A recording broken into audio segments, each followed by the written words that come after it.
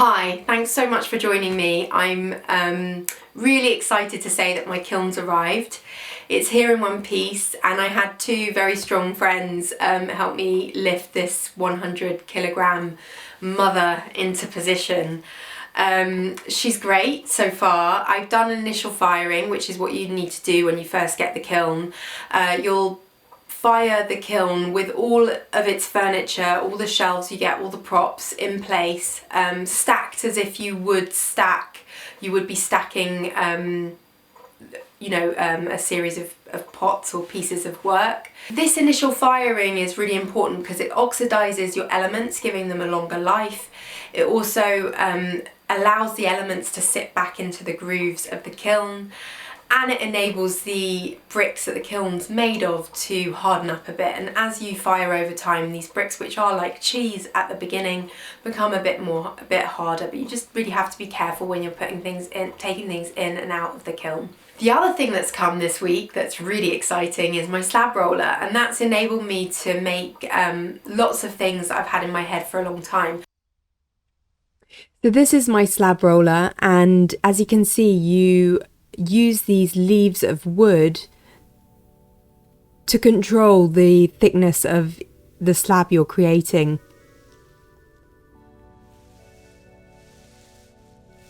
As you know, my studio has a lot of space constraints, and this was a really good size in terms of fitting into a space I had at the end of the old bathroom area. It also gives you a really good internal measurement to create large slabs of clay. I like to put down some canvas that protects the canvas that's already on the slab roller itself. This is just good if you're using lots of different clays in your practice and you don't want any contaminants to go onto the original canvas. It's a great piece of equipment. It's space saving, it's time saving, and it will save you physically in the process of making clay, which can be quite brutal on your body.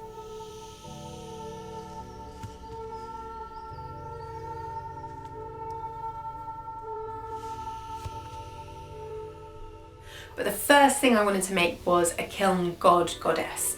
And I've made this in the form of my witches bottles that are a project that date back to 2015 for me. It was the beginning of me using sound and sculpture, where I invited people to come and sing into these jugs I'd made that were in the form of witches jugs from the 16th century. These jugs have a really interesting history as they were adopted as a form of sympathetic magic during the rise of the witch hunts in the 17th century. People used the animistic qualities of the wild man's face on the jug to cast spells around their house to protect them from the impending danger that they thought they were being threatened by. And they would pee in the jugs, they would cast a spell into the jug, they would bend nails and put votive hearts in the jug, and then they put the jug, seal them up and put them into the hearth of the home for protection. So the basis of the jug choir is to bring people together to sing an improvised incantation spell that we make up together. It's super fun. It's been a great thing to do over the years, and I've got brilliant press moulds that I've to hand that I'd really love to revisit. So I thought this was a great thing to make this very important ritual object out of.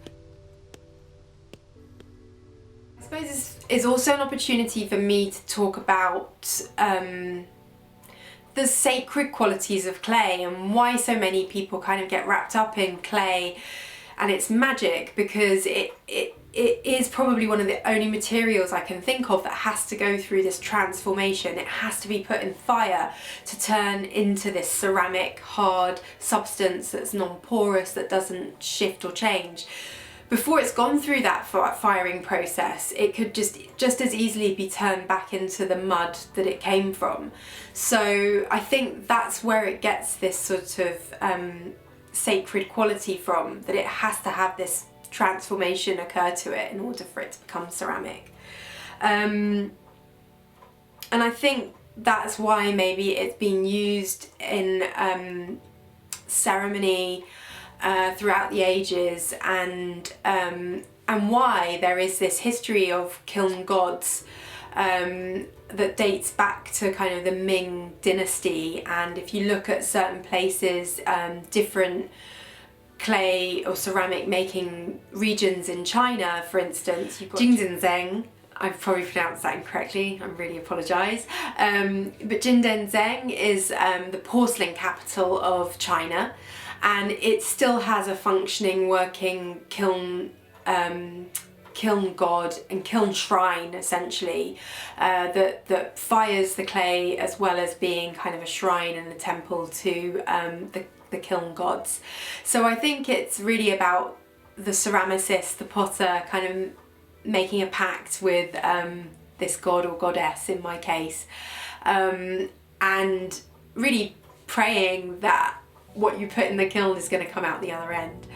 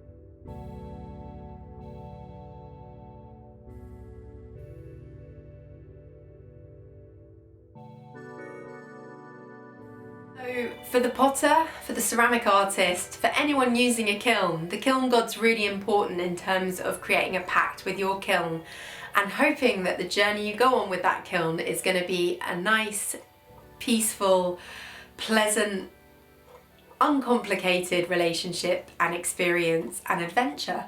I want to thank you so much for coming and having a look at the channel. If you like what you see, please press that like button. And also, if you haven't subscribed, please do subscribe. Every little helps to get this channel up and running. Also, if you want to support me to make more with the channel, my work's available to purchase, which would be a great way to support me. And if you're interested in that, interested in any of my work, finding out more, please do get in touch with me directly on Instagram. My Instagram link is also in the contents below this video. Thanks so much for listening. Have a great new year. Let's hope 2021 brings us all some well-needed joy.